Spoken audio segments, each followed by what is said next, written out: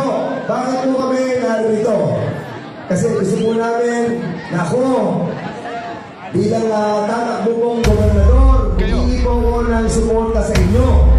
At ako naman, bilang gobernador, may dala akong biyaya. Ibigay ako ng benepisyo sa inyo. Ha? Hindi kayo. Very good. Benefits. Let's go. Uwi kayong may dalang pera. Grabe no, ang Pilipinas ay napakadami ho yung utang ngayon. Pero itong mga politiko na kalyado sa administrasyon ngayon at nitong kampo ni Tamba mga kabalitaan, parang walang pakialam sa problema sa ating bansa. Pagka-importasyon kung makikita nila eh. Oo, kaya nga, pati sila papatayin natin din. Baka sabihin nila, inggit lang kayong tatlo, hindi nyo kaya bumili ng Bugatti si Ron. Eh, talagang may inggit tayo. Dadagan, Mahalita News Update.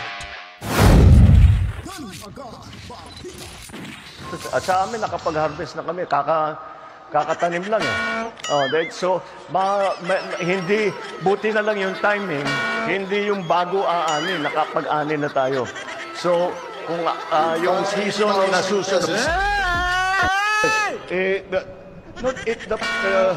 okay. It's there's a hindi 5,000 pesos. Ang ganda mo today. Hindi, bakong bangag.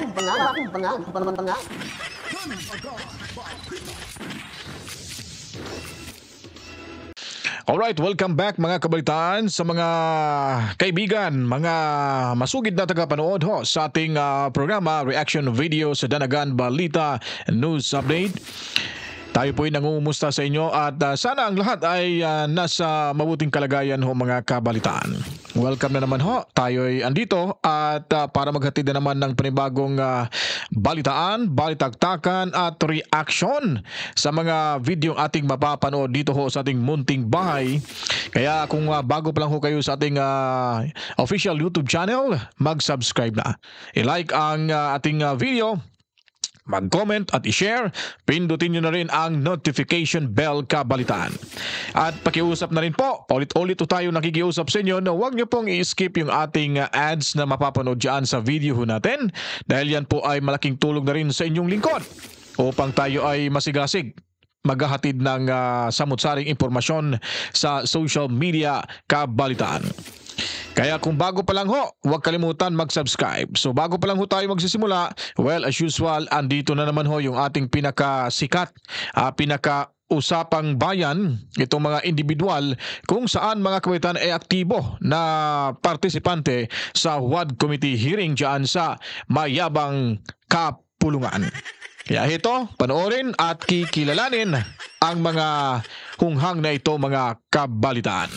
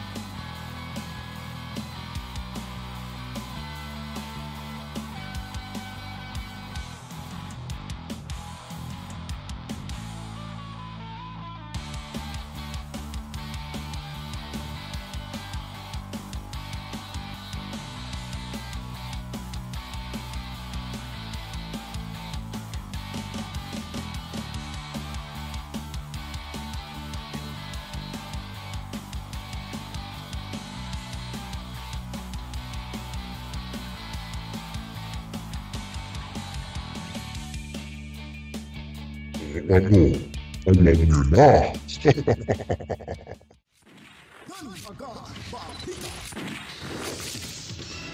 Ay nagbabalik mga kabalitaan at diretso na ho tayo sa ating paksa sa mga oras na ito. Ay Luzon, Visayas at Mindanao, mga Pilipino kahit saan mang lupalop sa ating mundo, mabuhay ho tayong lahat kabalitaan. Tuloy na ho tayo at grabe no, ang problema ngayon sa ating bayan ay yung pamumulitika, yung nakawan sa Kongreso at may balita pang isang kongresista na bumili ng 2 Bugatti Chiron na nagkakalaga ng ilan ba yan? 300 million pesos bawat isa o 100 million pesos. Naku, napaka-laking halaga. Samantalang yung mga kababayan ho nating naghihirap mga kabalitaan, naghihikahos. Yung iba nga, kahit mga pagbag ay talagang hindi na ho nila inaayawan. Kinakain na ho nila mga kabalitaan dahil nga po sa hirap ng buhay. Nagtataka ho tayo, no? Sila ho yung inilagay ho natin dyan na para ho maging representante at matulungan ho tayo. Grabe yung pagkakaano nila, no? Talagang yumayaman ho sila dyan mga kabalitaan. Lalo na sa Kongreso, napakadaming pera ho mga kabalitaan. Lalo na ngayon, yung usaping akap ay Justice Di Umano. At iyakin itong si Jude Asidro ng Tingog Party List. Hoy, tandaan nyo ha, Tingog Party List ha. At putulan ho natin to ng buntot dyan sa darating na halalan. Huwag na natin, putulan na natin to ng pakpak na hindi siya mamamayagpag dahil grabe ang talino ni Jude Asidre. Kung hindi ho kinalampag ng taong bayan, hindi aatras to sa MOA signing ng PhilHealth mga kabalitaan. Nagmamarunong ho! Anyways, diretso ho tayo dito at yung paksaw natin ay it's all about korupsyon. Grabe yung nakawan. Sa panahon ni Tatay Digong Duterte, walang ka-issue-isyong nakawan ho sa bawat ahensya ng ating gobyerno. Pero ngayon, harap-harapan.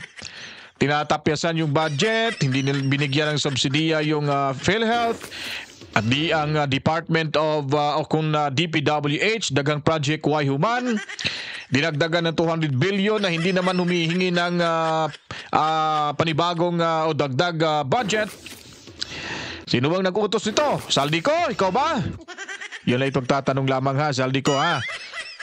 Hindi mo pa ba hindi ka pa namin nakalimutan na binanatan ka ni Senator Villanueva na ikaw pala ay kontraktor sa mga proyekto sa gobyerno. Sana man lang ay hindi makaupo si Sara kasi pag nakaupo yan, manalangin na lang ho kayo kasi sa kangkungan kayo pupulutin yan. Mga walang kwenta yung impeachment na yan dahil natakot sa INC. Anyway, diretso tayo. So may hiramin natin tong impormasyon na to mula kay Sas Surgando Sasot at kay Crizit Laureta Chu, mga kabalitaan. So sila po ay magkakasama lagi sa paghahatid ng mga totoong impormasyon, lalo na pag korupsyon ang pag-uusapan sa gobyerno. Well, naksaad ho dito mga kabalitaan, the Marcos administration plans to borrow 629 billion pesos from local creditors in the first quarter of 2025 to bridge its budget deficit, mga kabalitaan. Wow!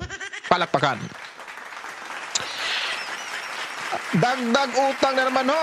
Ilan na ba yung utang ng Pilipinas? Anyways, sa mga local creditors to mga kabalitaan. But still utang pa rin ho yun. Nagtataka ho ako, sila ay nangihiram na ng pera na naman para sa first quarter sa 2025. Para saan po ho ba yan? Saan na ba yung 6 something trillion pesos budget taunang budget ho natin? The Bureau of the Treasury, ito po yung kanilang sinasabi. Figures show that amount was more than double the 310 billion pesos domestic financing plan set by the government in the final quarter of 2024. Ay nako, sakit sa tenga. Kawawa tayong mga mahihirap, talagang inunti-unti nang inubos yung pundo ng taong bayan, mga kabalitaan, no? Sakit talaga. Tapos yung akap, napakakapal talaga nitong Jude Asidre, mga kabalitaan. Nakakabuisit yung pagmumuka ay. Talagang nakakabuisit ito. Hindi nila napapansin yung problema ngayon sa ating bansa. Inuuna lang nila yung paano sila makadikwat ng budget para sa akap. Laging namumudmud ho ng pera. Yun pala, ang dami palang nawalang pera sa ating kaban. Kaban ng ating gobyerno. Magtakin nyo, tag 5,000 pesos. Every beneficiary, may bigas pa. Ngayon, may utang pa pala tayo. May deficit pa pala tayo. Lugi pa pala tayo. Tapos manghihiram na naman ho tayo. Ano bang klaseng gobyerno meron ho tayo ngayon, no? Hindi ho kasi natin mga kabalita masisisi yung taong bayan na pumili ho dito kay BBM dahil nga po ay nabudol ho tayo, nagamit ho nila si Inday Sara Duterte. At ito ang talagang magiging resulta pag weak ho yung ating leader. Hindi ho makaka-focus kung ano yung magiging desisyon. Nangihingi pa nga ng tulong, kamot ulo pa nga nung binagyo ho tayo dito sa Pinas. Kung ano ang gagawin. Sinisisi pa yung malakas ng hangin. Talagang mahangin talaga. Lutang na lutang yung ating presidente. Kahit wala pang tubig, lutang na lutang talaga mga kabalitaan. At ito naman yung pinsan niya na lumalamon ng papel, ay hinahayaan lang ho. Hindi kini-question. Grabe, no? Grabing hatian siguro dyan mga kabalitaan, no? Sabi pa dito ni Ma'am Crisette Laureta Chu, ito yung kanyang reaction mga kabalitaan. Babasahin ko po ha. Nilustay ang tax natin tapos bibigyan tayo ng utang. Sila yung nangungutang, tayo ang magbabayad. Okay na sana tayo magbabayad through sa taxes ho natin. Basta nakita ho natin na may kumbaga makikita natin ya saan napunta ho yung pera. Yung pangkabuhayan, inaangat na yung mga mahihirap nating kababayan, hindi na ho naghihirap dahil nga po bahala na basta ilang milyong utang meron tayo, basta makikita natin na napapakinabangan ho natin lahat ito. Iilan lang ho makakakinabang nito sa mayabang kapulungan? Nako. This year, naglaan sila ng pang-ayuda worth of 500 billion pesos. Mantakin nyo po, 500 billion pesos. Tapos may utang tayo, may deficit tayo mga kabalitaan. Tapos ngayon manghihiram na naman. Tapos next year, dahil nag-deficit ho, nagkulang ang pera ng gobyerno, uutang naman ng 630 billion pesos. O yung 500 billion pesos ay pinang-ayuda lang ho mga kabalitaan. For sure, kasi in cash kasi yan, hindi kasi yan na credit card, cash talagang binibigay. Malamang merong kickback ho yun. Sabihin na lang ho natin, 5,000 each. Tapos, kaltasan nila ng 500, maliban sa baba, matatanggap na lang nila ay 300 na lang, 3,000 na lang. So, mag 500, tapos 1,000 yung katao, magkano na? Ilan na ba yung makukuha o makukulimbato nila dyan? So, 1,000 plus 500. So, may 50,000, times 500 sa 1,000, 50,000 na. Ilang milyon yung taong tutulungan ho dyan sa akap-akap na yan mga kabalitaan. Kung may 10,000 na benepisyaryo sa bawat 500, may kalahating milyon na ho. Ha? Kaya kailangan ipasok ko natin itong si Atty. Vic Rodriguez kasi gusto niya ibalik yung death penalty. Hindi bababa sa 1 milyon pag nagnakaw ho yung isang gobyerno ay talagang bibitayin ho mga kabalitaan. Singapore ho, matagal ho tayo sa Singapore, sa Malaysia, saan-saan mga lugar na napuntahan ho natin, may death penalty ho talaga sila doon. Kaya yung mga opisyalis nila takot magnakaw. Takot talagang magnakaw. Kaya dito sa atin, garapala na talaga yung nakawan kasi wala ho tayong batas pipigil ho sa kanila, ating mga buhayang opisyal sa ating gobyerno. So may tanong ho dito si Laureta Chu, bakit naglustay ng 500 billion na may mall tour pa na nalalaman kung kulang pala tayo sa 630 billion mga kabalitaan? Di po ba? Grabe talaga sa panahon ni Tatay Digong, walang ganyanan. Walang ganyanan. Takot na sila kay Tatay Digong. Pero ngayon, ang natatakot yung presidente. Ang natatakot dyan sa Kongreso. Baka magkabulgaran sa mga baho nila. So, meron pa ho dito, babasahin ko to. Mula ho ito kay Chu. Gusto nyo yung mga kapwa ko Pilipino? Nilustay na nga ang tax natin, bibigyan pa tayo ng utang. Bonjing, economics ba tawag dito? Okay pa tayo? Ha? Oh, may reaction din dito si Sas Rugando Sasot. Sabi niya, okay lang mangutang kung ang dahilan is to build new infrastructure. Pero kung mangungutang kayo dahil pinang-ayuda nyo lang yung nasabing pera ng taong bayan, nakakatawa ho kayo mga kabalitan. Alam niyo po, kaya ho sila ay agresibo ho sa pagbibigay ng ayuda dahil nasa kanila ho yung pera, hawak-hawak ko nila yan. Bibilangin sinong mabibigay. Money is the root of all evil. Kahit gaano ka pa kabayad dyan, basta ikaw nasa pwesto na walang sinumang maninita sa inyo, ay talagang ibubulsa nyo yung iba niyan. Ha? Kaya malakas yung loob nito eh.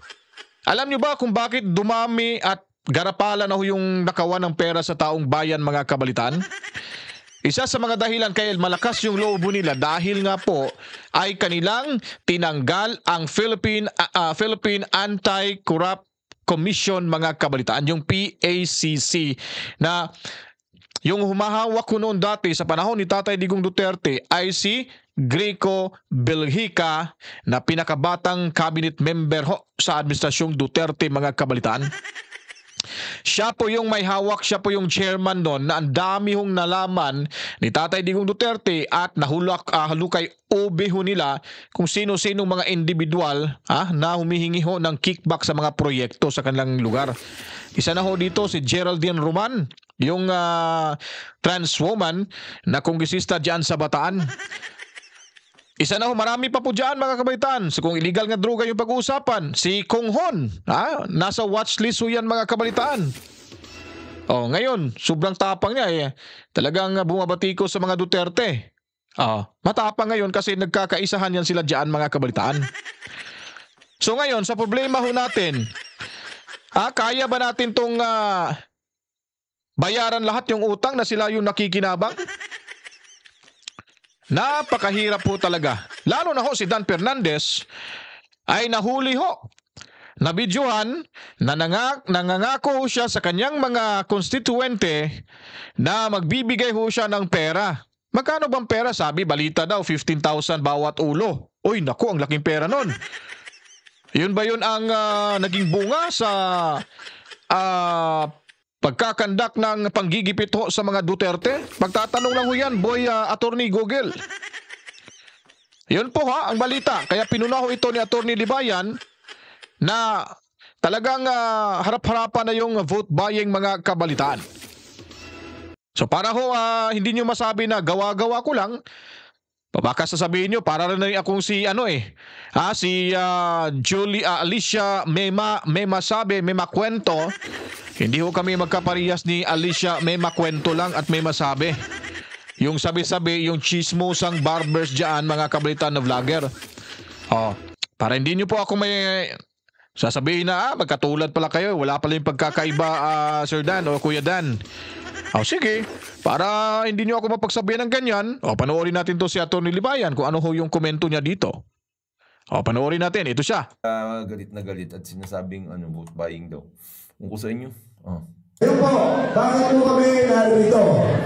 Kasi gusto po namin na ako bilang tatakbo pong gobernador. Okay. Tingnan natin kung ano yung mga sinasabi niya. Bakit ba kami nandito? Sabi niya. Okay, number 1, tatakbo siyang gobernador. Okay? Humihingi po ako ng suporta sa inyo. Okay, humihingi siya ng suporta. Ibig sabihin, sabi niya, iboto niyo ako kasi tumatakbo ako ng gobernador.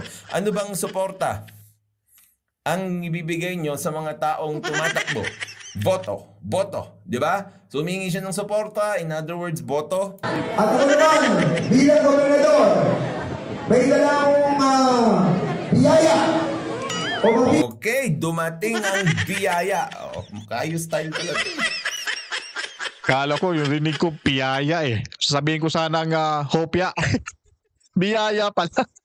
Ang layo kasi ni ni Attorney Google pero tatalunin to siya dito. Si Attorney Google napakatalino ho, lahat sa Google ho nandiyan na ho yung mga impormasyon na yan. Pero ito lang yung pinakaubub na Attorney Google sa balat ng SOCMED mga kabalitaan. Ha? Oh, itong pinaka mas matalino tong si Attorney Libayan. Ha? Kumpara ni Attorney Google mga kabalitaan. Dumating ang biyaya. Okay? Ano pa? May dalang biyaya. Tumatakbo siyang gobernador, humihingi siya ng suporta o boto, may dala siyang biyaya. Okay, anong biyaya yan? Bibigay ako ng benepisyo sa inyo. Okay, benefits. Mga kabatas natin, benefits. Okay. Pak, very good. Okay, benefits. Galing talaga ito ni Attorney Okay. Benefits. Fernandez Benefits. Okay, yun. Walang uuwing luhaan.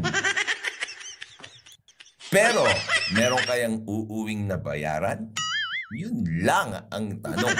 Di ba? Let's go. Uwi kayong may dalang pera. Oh, money. Okay, so, tumatakbo siyang gobernador, humihingi siya ng suporta, boto, of course, tapos, mamimigay siya ng pera. Para saan? Para saan? Okay.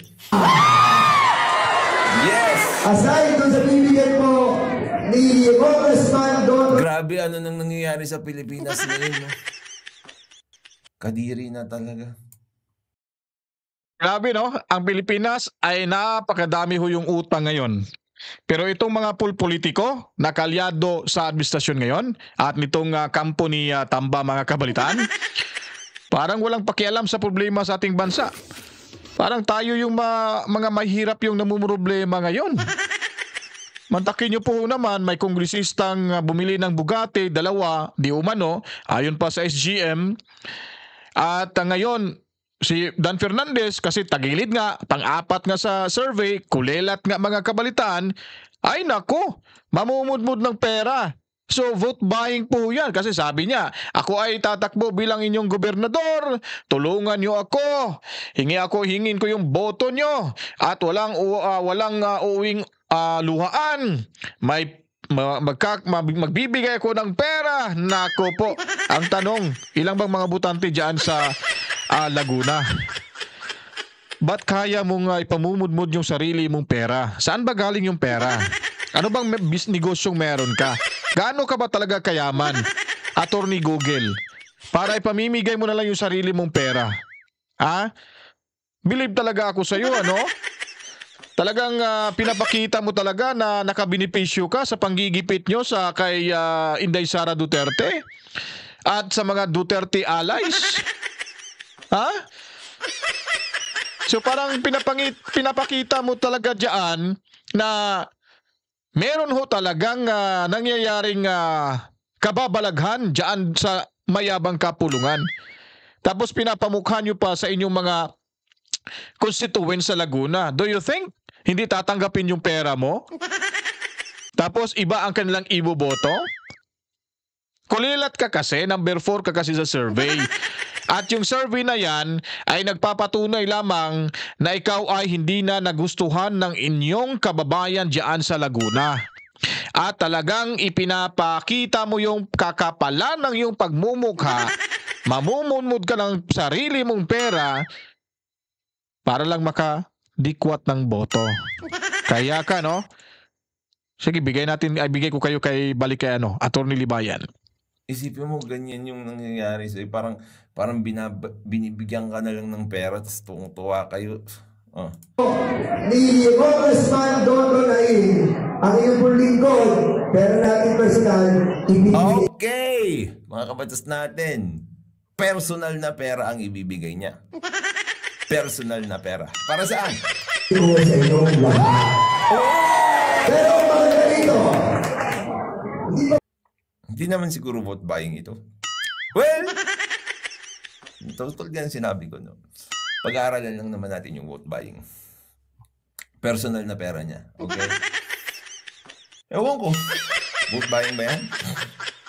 Aralin lang natin yung mga elemento, okay? tayo ng gobernador, nabibigay na po kami ni Don Don, kapag po siya congressman. Lalo tigit, pag siya na naging congressman, ako naging governor, si Vice Governor ang magiging Vice Governor General Mante. Triple ang ibibigay namin sa inyo! Okay, yan ang promise, di ba? Gawin niyo akong governor niyo. Gawin yung vice governor yan. Gawin yung congressman yan. Triple ang ibibigay namin sa inyo. Magkano ba? Attorney, magkano ba? Naku. Okay po ba yun? Okay. Okay na okay. Tignan natin. Ma-explainer eh. Dito na lang tayo sa madaling.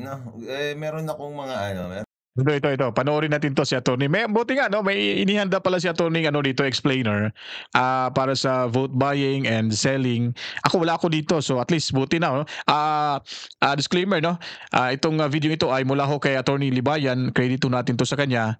At ayun, may matutunan ho tayo dito. Panoorin nyo hanggang sa dulo mga kabalitaan. akong Supreme Court decisions. Kaya lang, dito na lang tayo. Dito sa Inquirer.net, explainer. Okay? Vote buying, vote selling.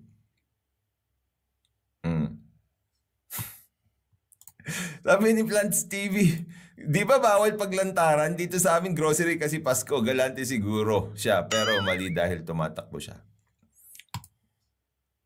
Kahit siguro hindi lantaran, bawal. Ikaw naman, Plants TV. Alam nyo, hindi na lang talaga ako magtataka, no? Kung pahirap na yung mga Pilipino. Kasi hindi nila iniisip na yung mga binibigay nilang pera sa inyo, puhunan yan. Magkano lang ang sahod ng politiko? Tama ko, Sabi Attorney. nga ng batas natin, di ba? Tama siya, Attorney. Public service. If you want to be rich, you're not supposed to be in public service. Correct. Kasi ang daming nagre-reklamo noon, sinasabi nila, alam nyo, para hindi At may isa pa rin ho dyan, Attorney. Ito lang yun, dagdag ko lang kay Attorney.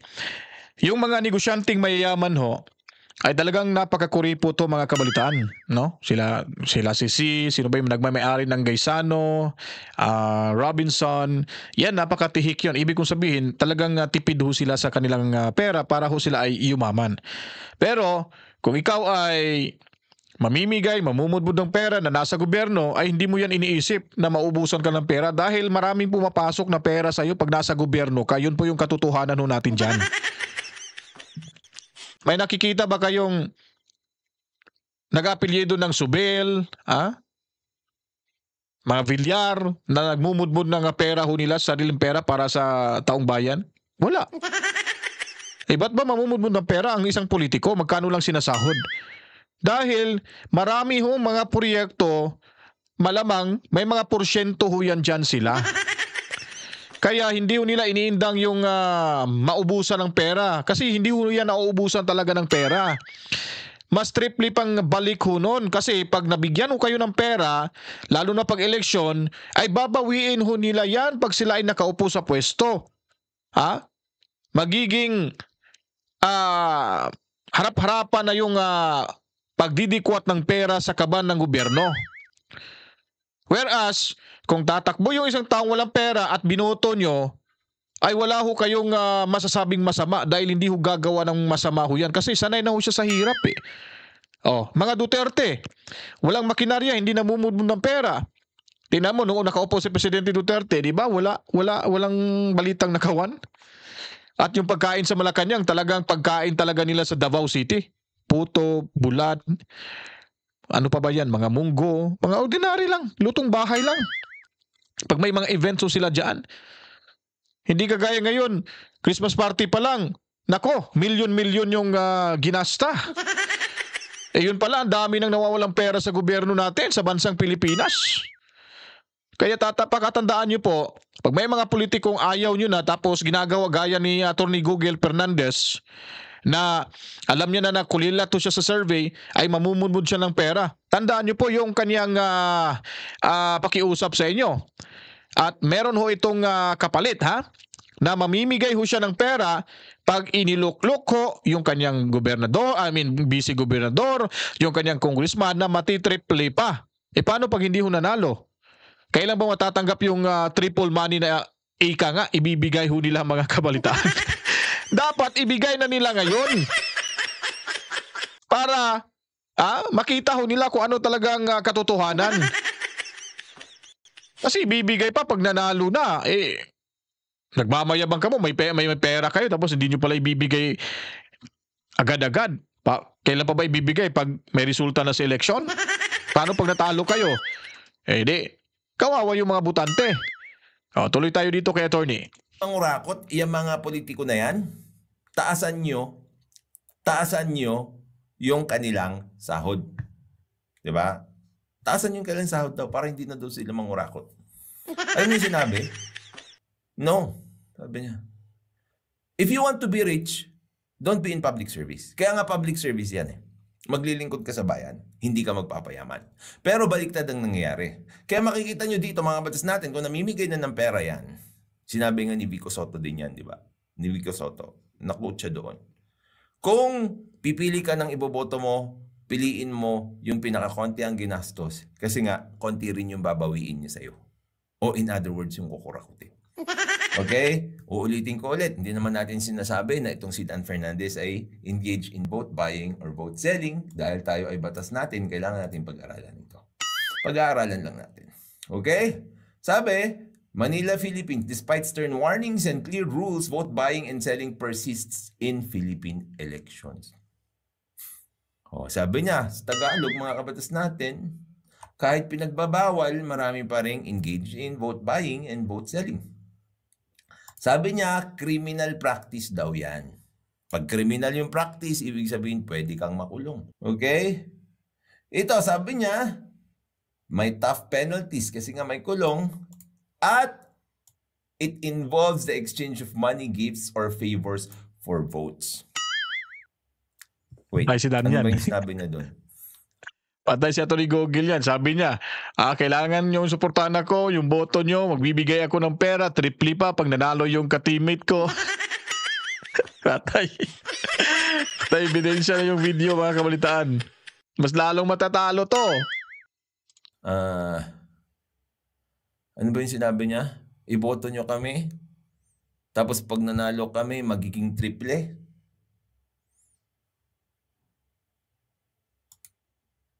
Hindi ko lang alam kung pasok yun dito. Tulad ng sinasabi ko sa inyo, pinag-aaralan lang naman natin kung ano yung nasa internet na yan. 4 votes. Bibigay ka ng personal na pera mo para iboto ka. Tapos, kapag binoto ka, may promise ka pa na magiging triple. Hindi ko na alam yan, ha? Hindi ko na alam yan. Ito. The Commission on Elections defines vote buying as, ito na. The act of giving, offering, or promising this in exchange for votes. No. Pati pala promising. Klaro na kasi may promising na eh. So, nag-give ka na. Promise ka pa. Nag-promise ka pa. Pero syempre, hindi naman natin alam kung vote buying talaga yun. Ba talaga ito si attorney, ano? Galing talaga nito. Patawa-tawa lang, oh. Trader pa itong tumawa si attorney. Nakakagalit. Kasi, well, sabi ko, hindi naman natin sinasabi na he's engaged in vote buying. Kasi nga, inaaral lang natin ang vote buying dito. Act of giving. Nagbigay siya ng sarili niyang pera. Tapos nag-promise na pag nanalo, triple ang ibibigay. Dulitsahin mo na kasi, attorney. Sabihin mo na vote buying yun. Pinapalingin ng paulo nila eh. Actually, kahapon, kaya hindi ako nag-live stream. Ngayon. Tapos mamaya, yun, with the family. Syempre, kailangan ko rin kayong batiin. Diba? Anyway, tatapusin na natin to dito si attorney kasi talagang nagpapakipot si attorney.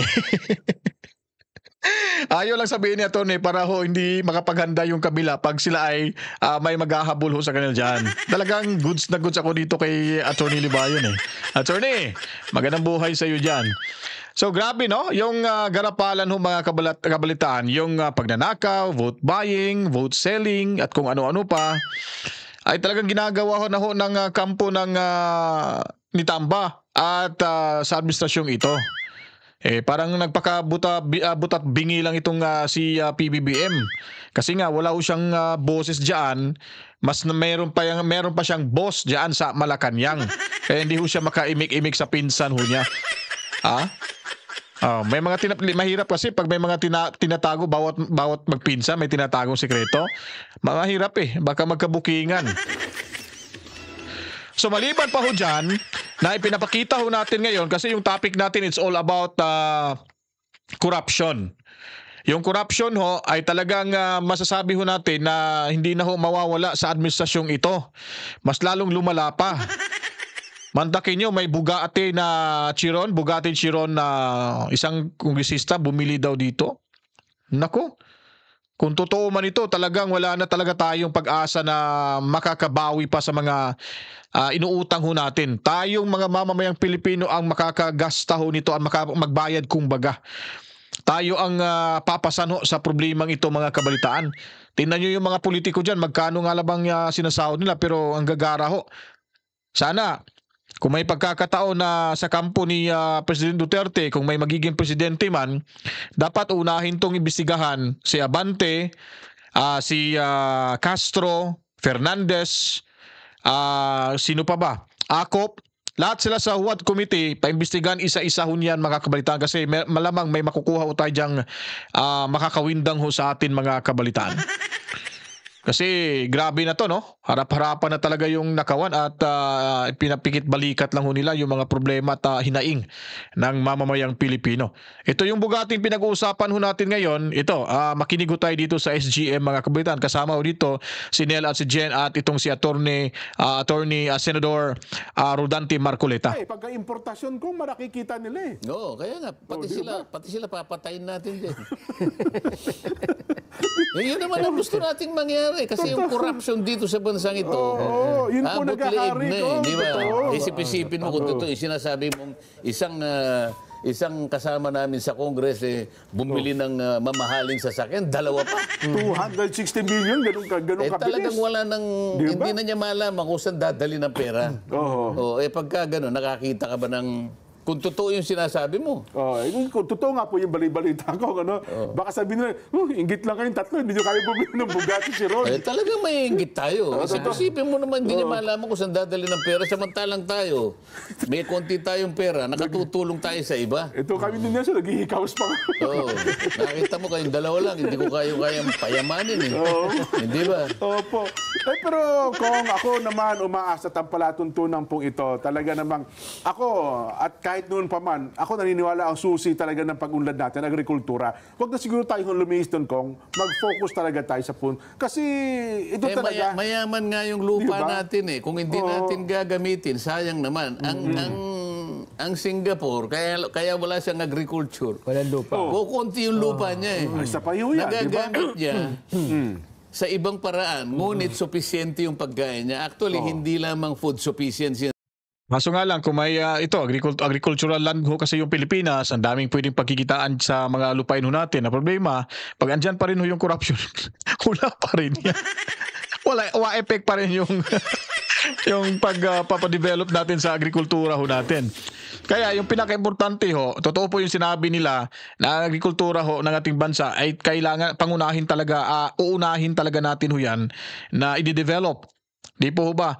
Dahil nga po, diyan yung maraming pera Ang kaso nga lang, kung may gobyerno ho tayong kurakot, pati yung mga galamay nito, mga lipores, ay hindi mangyayari. Walang mangyayaring kagandahan ho sa ating agrikultura, mga kabalitaan.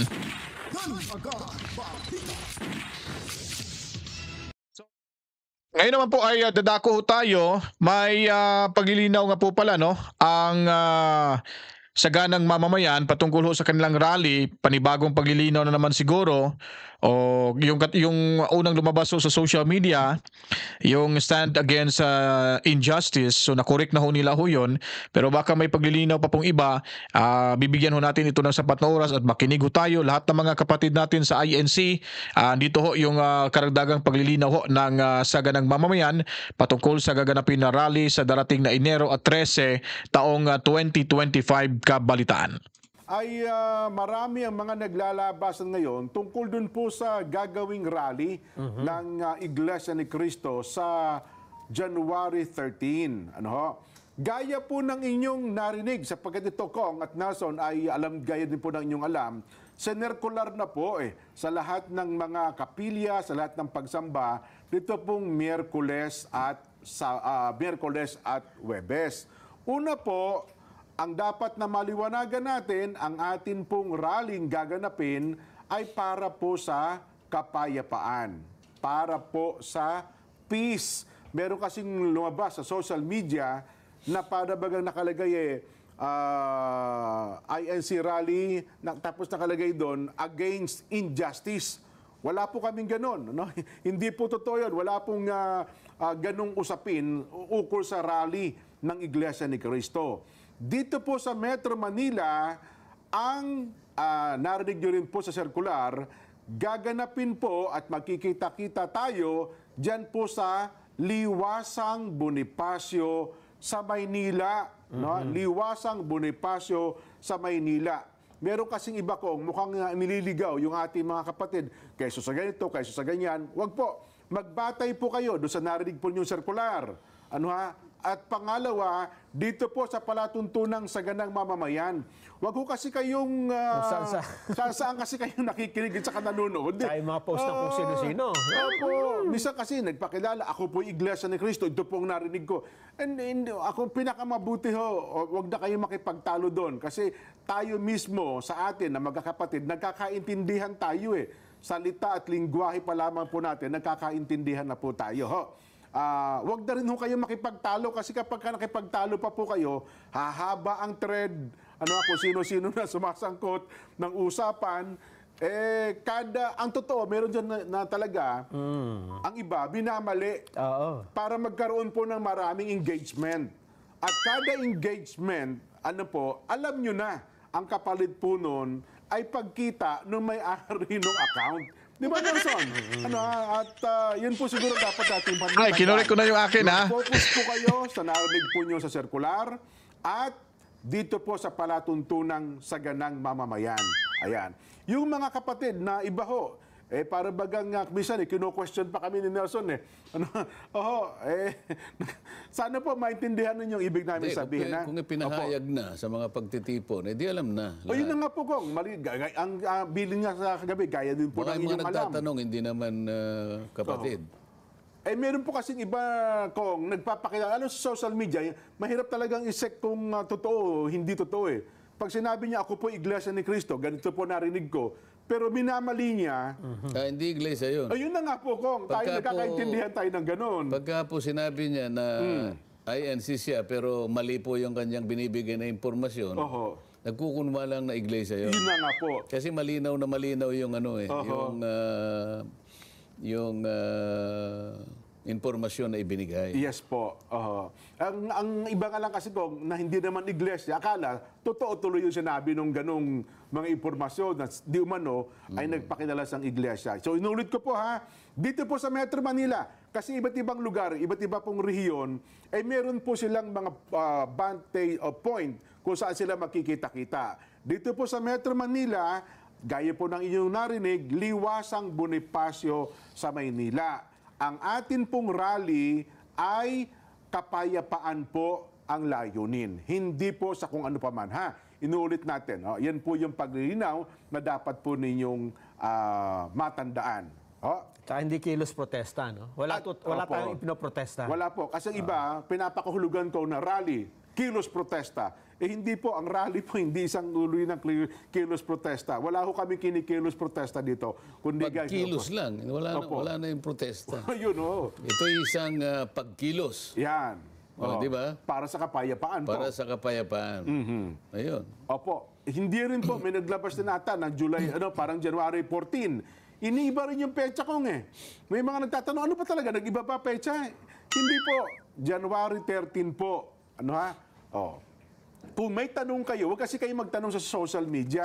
Pinakamabuti po, bilang mga kapatid, tanungin niyo po yung mga nangangasiwa sa inyo, inyong mga lokal.